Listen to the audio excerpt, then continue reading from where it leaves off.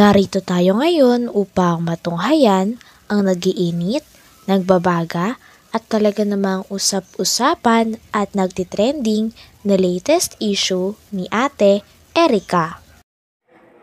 Sa pagpapatuloy ay narito muli si Kalingap Val Santos Matubang upang pag-usapan ang issue sa pagitan ni Ate Erica at ng kanyang pamilya, lalong-lalo na sa kanyang lolo na si Lolo Miguel.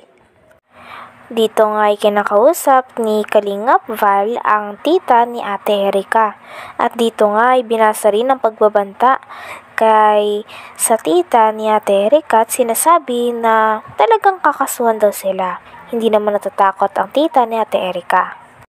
Para mas Ay! Linawin ko lang kung ito yung babaeng ito. Para magklaro ko lang. Apo, siya po yan.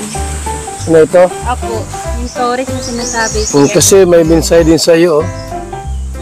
May binsay sa social media na basa ko lang din. Ikaw ata ang pinatamaan dito. Nandyan din po yung mga text nila sa amin. Ito po ito, dinidelete. Make sure na may ebidensya ka. Amin. At baka warrant of arrest ang darating sa iyo. Mark my word. Hindi man pala po.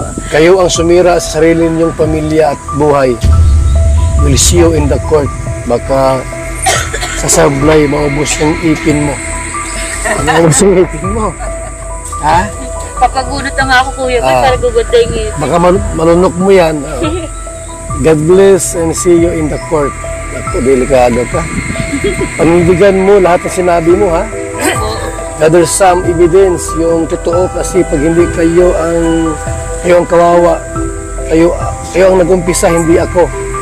Di mo nga mabanggit pangalan ko. Imitory. Sobra mo, pakialaman sa hindi nyo naman pera at buhay. Be ready for yourself. Nagpauto kasi kayo, yan, kayo din nagpapahiya sa korte. Nagpauto kasi kayo, yan, kayo din, mapapahiya sa korte. Gagalit kayo kasi di namin kayo binigyan ng pera. Ano naman po ang kinagagalit po namin sa kasi mukha kayong pera. Kahit nakabigay kami ng ilang bisis, deny kayo ng deny. Ano yun? Wala kami bigay na. Binigay ng pera. Ha? Tay, Lulubig, so may binsay sa'yo. Nabasa mo na ito? Di pa. You know? From Init to Nyaka Tourist. Lolo Migs, ano kaya yung topic natin dito? Di ba pira at ikaw ang may hawak? Yung pira, hindi si May. Ito may hawak? Wala akong pira hinahawakan dyan. Huh? Yan o. Dahil kayo ang bumili ng mga gamit. Utos lang ni sinabi. Utos yun. Pinagbintangan pa nga nila na si Lolo Miguel daw ang may hawak ng pera. Ngunit i-explain naman dito ni Lolo Miguel na talagang hindi naman daw sa kanya nanggagaling ang pera at siya ang nagkahawak. Talagang binibigay lang ito sa kanya dahil siya daw ang pinapabili ng nila Ate Erica at ng kanyang ate ng mga materyales para sa bahay. Magkano halaga noong binigay sa'yo? Alang yata yun. Tandaan lang yata yun. 100,000? Oo. Binigay? Hindi man. Sa kanya naman ang gagaling. Bibigyan nga sa akin. Ikaw daw ang may hawak ng pera, hindi si May. Wala sa akin, sa kanya. Siya nagbibigay ng pera pang bili ng mga gamit. Kaya ako tayo nandito para malinaw ko naman kasi baka mamiyas.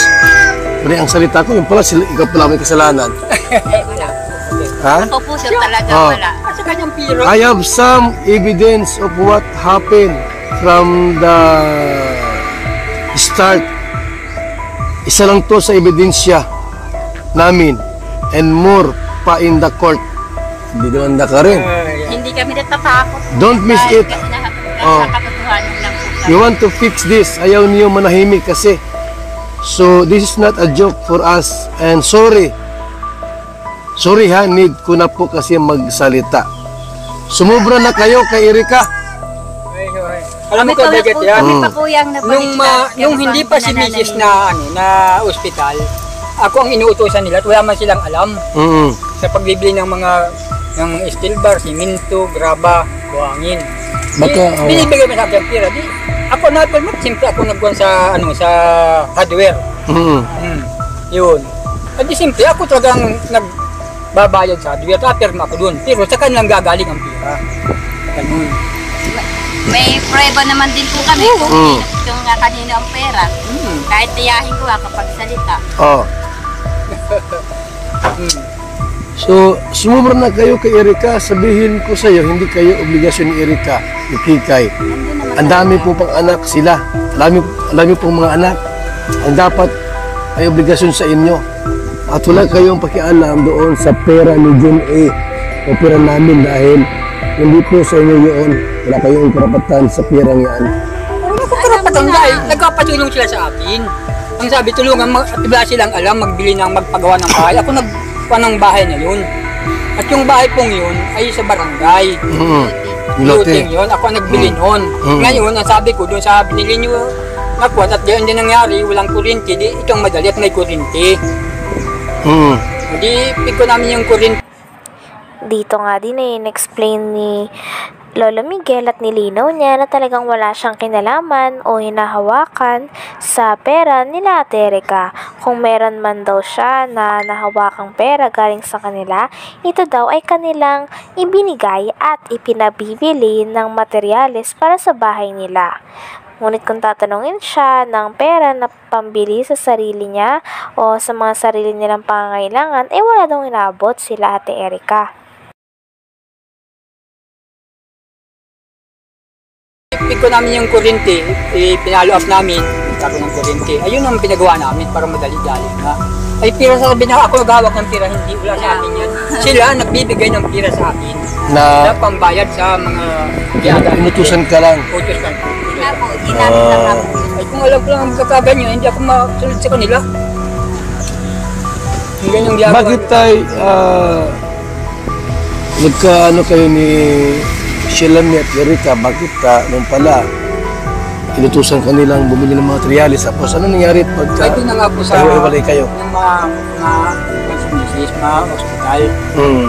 Ganyan na nga po, pag-uwi namin, wala na sila, hindi papaalam, walang respeto sa amin. Parang hindi na tayo kapwa nito, ka-pamilya. Pagdating namin, wala ng tao dito, yun na nga, nagpunapatan lang ng konting tampo, pero hindi pa rin. Ano pa doon? Tapos kung ano pang binabato sa aking mukhang kwarta daw. Ako, sa social media na Pinugulo po nila, baliktad po. baliktad nila. Kaya nga po ako nag-video na kasi sobra na po yung mga ginagawa nilang kapwa-anuhan sa amin. Para po malaman po ng mga tao kung sino po sa amin tama. So, Po sa mga paratang po nila Nandyan din po yung ebidensya na sinasabi nila sa akin, nandyan hindi ko ini-erase yung mga text. wala, nilinaw ko kasi meron siyang pinost sa social media at marami nakabasa. Baka naman yung sinasabi niya, meron din katotohanan. Kaya pumunta ako dito. Hindi po kami natatakot, Kuya Bal. At ang Nakakatotohanan lang. totoo niya, tututusan niya. Ako ang marunong akong magkuhan sa Yan Kuya Bal, babae na yan. Ito yun. Opo, yan. Ito yan ha? yan. Opo, yan. Ito yan ang mga kalingap po. So yan o. Butog din ang masyado. Yan Ito, po. sinungaling. Yan po Kuya Bal, araw-araw po yung kausap ni May, umaga, gabi. Yan mukha na yan. Yan. Bakit itong babae ito pumasok sa buhay ninyo, kina Erika at Shelami? Halungkat niya Sino ba ito? Si Meteoris po yan. Kilala niyo ba ito? Kung kamag-anak niyo ba ito? Hindi pa po namin yan nakikita. Tay, kamag-anak mo to, Tay? Hindi ko pa nga nakita. So, Personal. Ngayon ko lang nakita. Bakit nakialam sa buhay ninyo? Hindi ko po alam. Lagi po Hanggang dito na lamang muna ang ating nag-iinit, nagbabaga, pinag-uusapan at talaga ng mga nagtitrending na latest issue ni Ate Erika. Maraming salamat sa inyong panunood. Hanggang sa muli. Bye!